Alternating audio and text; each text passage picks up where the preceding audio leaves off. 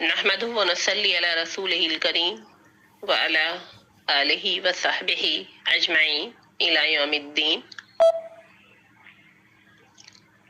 رب اشرح لی صدری ویسر لی امری واحلل عقدۃ من لسانی یفقہوا قولی۔ میری بہت ہی قابل احترام ماں، بہنوں اور پیاری بچیوں، السلام علیکم ورحمۃ اللہ وبرکاتہ۔ آج ہم صدقہ فطر کے اوپر کچھ گفتگو کریں گے انشاءاللہ۔ میری عزیز بہنوں، رمضان المبارک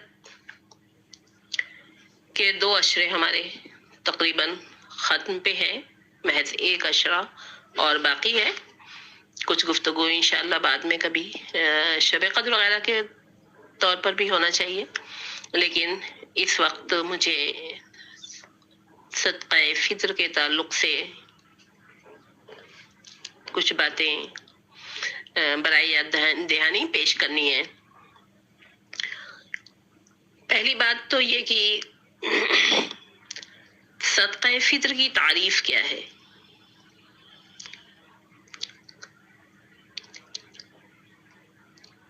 اس کی تعریف جو علماء نے کی ہے وہ یہ کہ یہ ایسا صدقہ ہے جو رمضان کے بعد عید الفطر کے موقع سے واجب ہوتا ہے، اور صدقہ فطر میں صدقے کی اضافت فطر کی طرف اس لیے کی گئی ہے کہ عید الفطر اس کے وجوب کا سبب ہے۔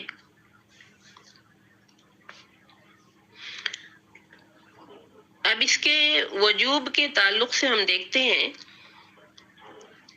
کہ نبی کریم صلی اللہ علیہ وسلم نے فرمایا، جیسا کہ ابن عمر کی حدیث سے پتہ چلتا ہے، قال، حضرت عبداللہ ابن عمر فرماتے ہیں، فرض رسول اللہ صلی اللہ علیہ وسلم زکوٰۃ الفطر من رمضان، کہ رسول اللہ صلی اللہ علیہ وسلم نے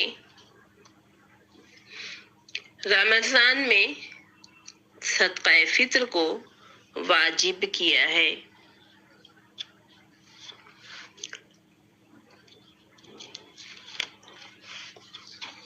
گویا کہ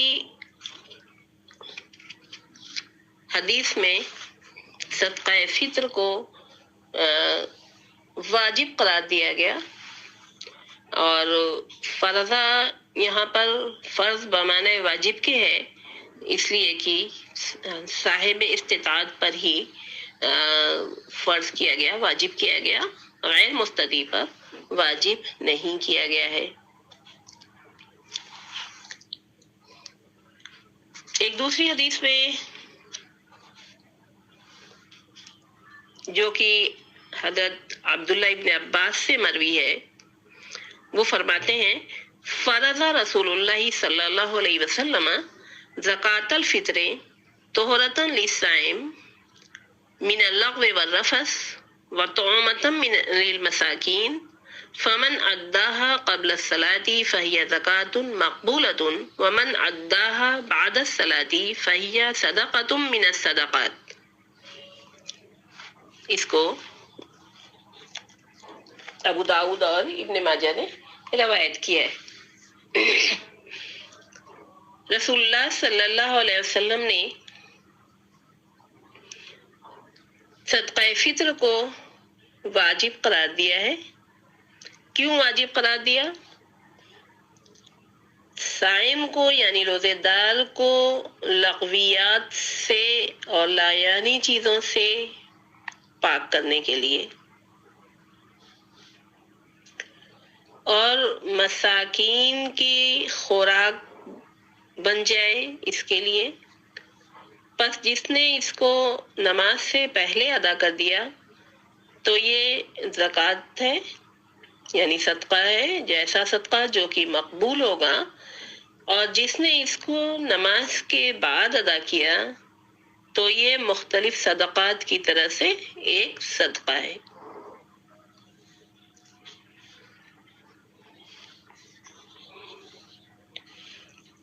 یہاں بھی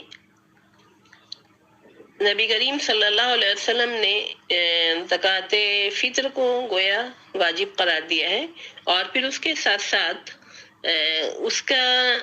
اس کے واجب ہونے کا مقصد کیا ہے اس کی وضاحت کر دی ہے۔ یعنی یہ کہ روزے کی حالت میں صائم سے جو کچھ لغو چیزیں، یعنی یہ کہ جو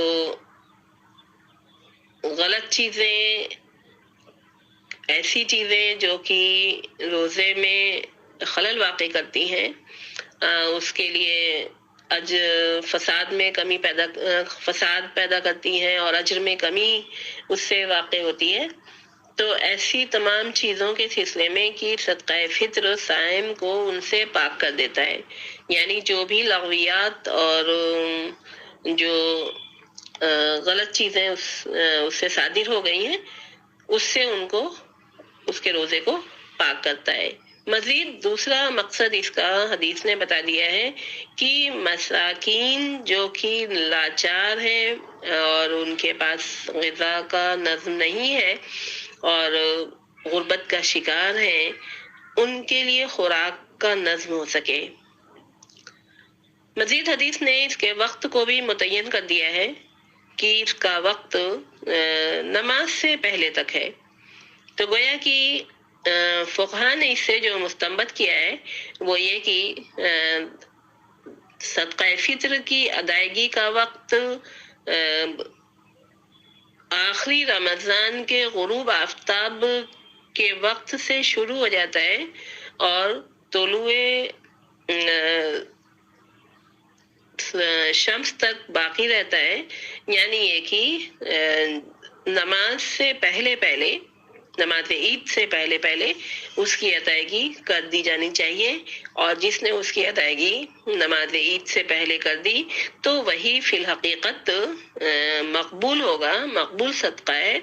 یعنی یہ کہ اس کے روزوں میں طہارت اسی کے ذریعے سے پیدا ہو سکے گی، اور رہا یہ کہ جس نے اس وقت تک ادا نہیں کیا اور بعد میں ادا کیا تو بحیثیت صدقہ وہ اللہ تعالیٰ کے یہاں قبول کیا جائے گا، اس کا اجر ملے گا، لیکن جس مقصد کے تحت وہ اس پر واجب ہوا وہ چیز گویا کہ پوری نہیں ہوگی۔ تو اس سے صدقہ فطر کے وقت کا بھی پتہ چلتا ہے، یعنی یہ کہ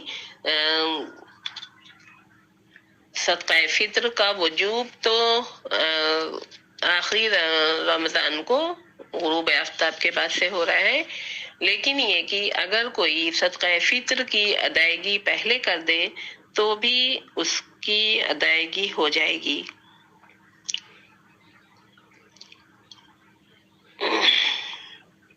بعض لوگوں نے بلکہ یہ بھی کہا ہے کہ عید کے دن صبح صادق کے طلوع ہونے کے ساتھ اس کا وقت شروع ہوتا ہے۔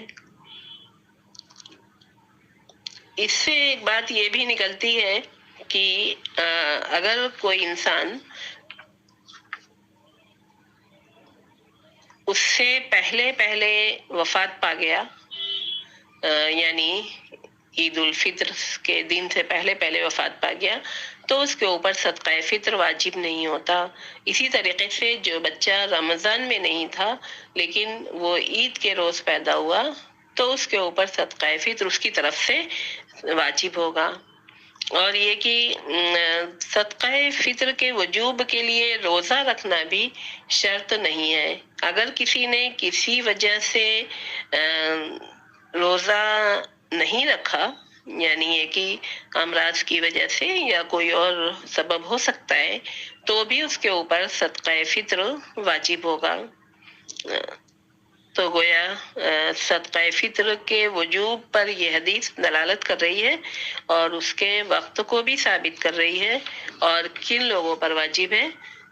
اس سلسلے میں بھی ہم کو فقہا کے اور احادیث سے، فقہا کے اقوال اور احادیث کے ذریعے سے پتہ چلتا ہے کہ صدقہ فطر صاحب استطاعت پر واجب ہوتا ہے، یعنی یہ کہ غریب پر واجب نہیں ہے۔ اور فقہاء کے مطابق ہر اس شخص پر صدقہ فطر اپنی طرف سے اور اپنے چھوٹے بچوں کی طرف سے، اپنے غلام کی طرف سے واجب ہوتا ہے، جو کہ صاحب نصاب ہو۔ لیکن صاحب نصاب ہونے میں سال گزرنا یہاں پر شرط نہیں ہے، بلکہ یہ کہ اگر وہ استطاعت رکھتا ہے تو صاحب نصاب نہ ہو اور اس سے کم بھی ہو اور دینے کی استطاعت رکھتا ہے تو وہ صدقہ فطر کی ادائیگی کر سکتا ہے۔ یہ باتیں بھی فقہاء نے کہی ہیں، اور ظاہر ہے صدقہ فطر کی فرضیت اور وجوب کا مقصد قربا سے ان کی ضروریات کو مکمل کرنا ہے، ان کو دوسروں کے آگے ہاتھ پھیلانے سے بے نیاز کرنا ہے، اور عید کی خوشی میں ان کو شریک کرنا ہے، جیسا کہ حدیث میں آیا ہے کہ اغنوہم فی ھذا الیوم، کہ اس دن میں ان کو بے نیاز کر دو، یعنی یہ کہ دوسروں کے سامنے ہاتھ پھیلانے سے بے نیاز کر دو۔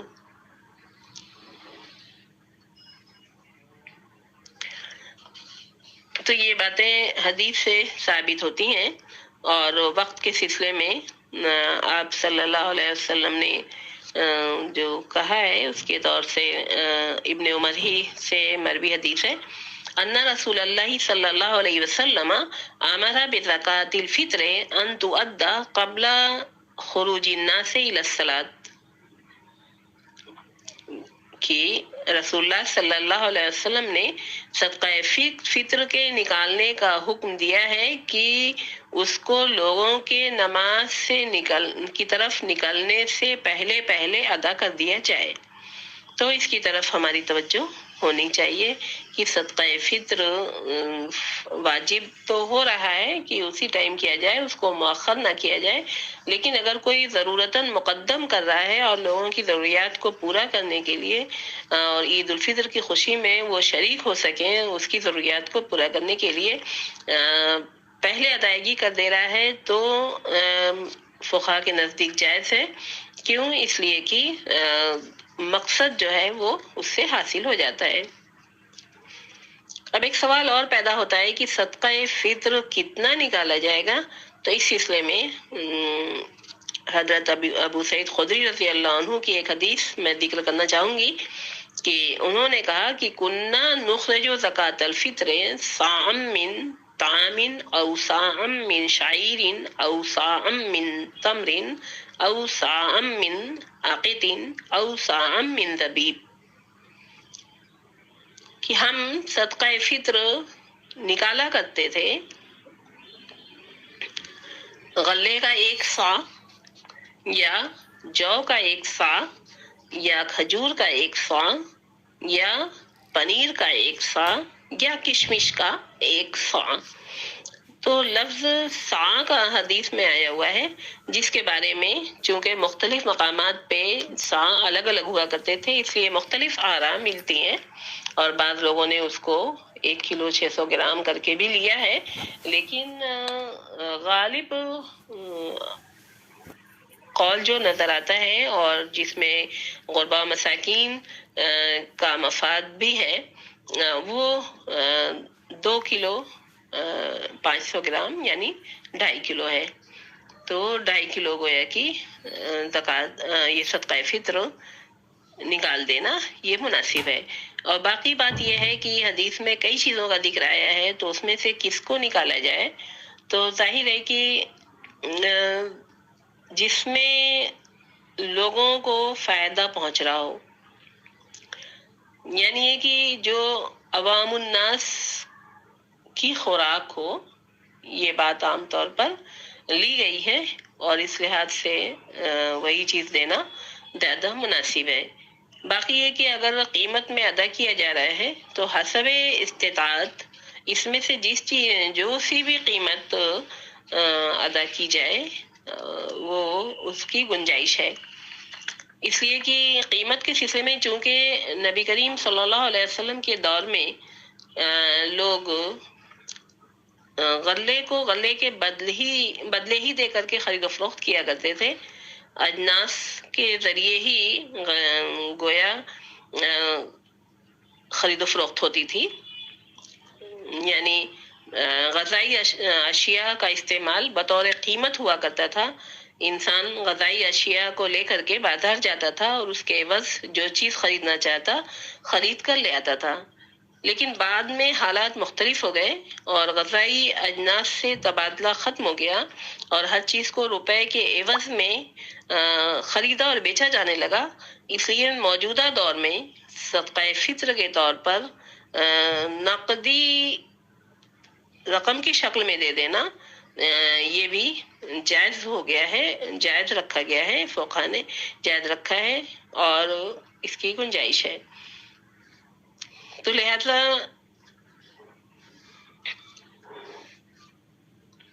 اس طرح فقہا کے الگ الگ اقوال پائے جاتے ہیں اور اجناس کی شکل میں ہی بعض لوگوں نے کہا ہے، جیسے کہ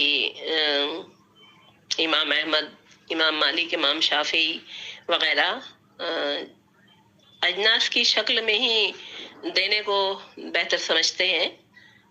اور ان کی دلیل یہ ہے کہ آپ صلی اللہ علیہ وسلم نے ہمیشہ صدقہ فطر اجناس کی شکل میں ہی یعنی اشیاء کی شکل میں ہی دیا ہے اور دوسروں کو بھی اسی کا حکم دیا ہے، لہذا اسی کی پابندی ہونی چاہیے. لیکن امام ابو حنیفہ رحمۃ اللہ علیہ اور دیگر کچھ ائمہ اور بھی ہیں جن کے مطابق جیسا کہ سبب بتایا گیا کہ اب نقدی سے چونکہ خرید و فروخت کی جا رہی ہے اس لیے نقدی رقم کی شکل میں بھی دیا جا سکتا ہے اور اس میں لوگوں کا زیادہ مفاد وابستہ ہوتا ہے کہ وہ حسب ضرورت اس سے اشیاء کو خرید سکتے ہیں. یہ بات مطلب فقہا نے، امام ابو حنیفہ وغیرہ نے کہی ہے. تو لہذا جو چیزیں بتائی گئی ہیں صدقہ فطر کے طور پر گیہوں، منقع، کشمش اور جو وغیرہ، تو اس میں سے جو بھی انسان کے لیے ممکن ہو وہ ان کو بھی دے سکتی ہیں اور دے سکتے ہیں اور اس کی قیمت بھی ادا کی جا سکتی ہے. تو یہ چیز بہرحال بہتر ہے کہ اپنی استطاعت کے مطابق اس میں سے جو چیز بھی سمجھ میں آئے اس کی ادائیگی کر دی جائے. ایک متفق علیہ حدیث بھی ہے کہ قال ابن عمر فرض رسول اللہ صلی اللہ علیہ وسلم زکاة الفطر من رمضان صاعا من تمر او صاعا من شعیر، کہ رسول اللہ صلی اللہ علیہ وسلم نے واجب کیا، فرض کیا ہے زکوٰۃ فطر کو رمضان میں 1 سا کھجور یا 1 سا جو. تو اس طریقے سے جو چیز بھی جس میں بھی انسان کو سہولت حاصل ہو اس سہولت کے اعتبار سے اور اپنے وسعت اور اپنی استطاعت کے اعتبار سے اس کی ادائیگی کر سکتا ہے. مزید ایک سوال اور پیدا ہوتا ہے کہ صدقہ فطر کس کو دیا جائے. تو اس سلسلے میں بعض لوگوں نے تو کہا ہے کہ ان تمام کو دے سکتے ہیں جس کا قرآن میں ذکر آیا ہے، یعنی انما الصدقات للفقراء والمساکین والعاملین علیہا والمؤلفۃ قلوبہم. اس آیت میں جو 8 مصارف زکوٰۃ بتائے گئے ہیں تو کہا گیا ہے کہ ان تمام مدات میں صدقہ فطر کی ادائیگی کی جا سکتی ہے سوائے عامل کے، یعنی زکوٰۃ وصولی پر جو کام کرنے کے لیے بھیجے جاتے تھے ان کی تنخواہیں اسی میں سے مقرر ہوتی تھیں. تو صدقہ فطر میں سے عامل کو کچھ نہیں دیا جائے گا. باقی تمام مدات جو ساتھ ملتی ہیں ان میں صدقہ فطر کی ادائیگی کی جا سکتی ہے. باقی یہ کہ کبھی یہ سوال پیدا ہوتا ہے کہ کیا ایک ہی انسان کو ساری رقم دے دی جائے، سب کا صدقہ فطر دے دیا جائے، یا یہ کہ کئی ایک کو دیا جائے تو دونوں کی گنجائش ہے.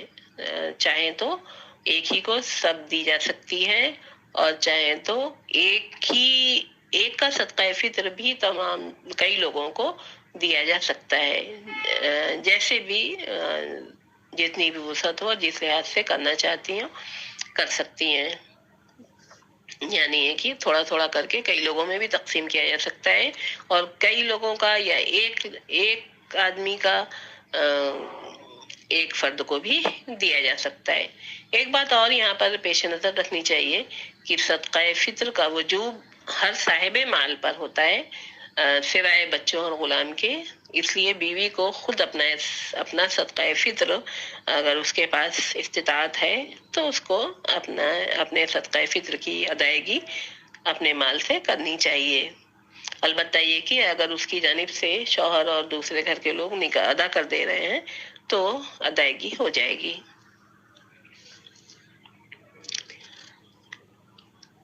تو یہی چند باتیں تھیں جو کہ صدقہ فطر کے تعلق سے تھیں. اس کے ذریعے سے ہم اپنے روزوں کو پاکیزہ بنا سکتے ہیں، اور نعوذ باللہ کچھ خامیاں اور کمیاں پیدا ہو گئیں تو اس کو دور کر سکتے ہیں. اللہ تعالی ہمارے صدقات کو قبول فرمائے، اور ہمیں ہمارے روزوں کو پاک و صاف اور اجر و ثواب سے پورے طور پر مستفید فرما کے ہمیں جنت میں اور باب الریان سے داخلہ ہمارے لیے آسان کر دے. اقول قولی هذا واستغفر الله لي ولكم اجمعین.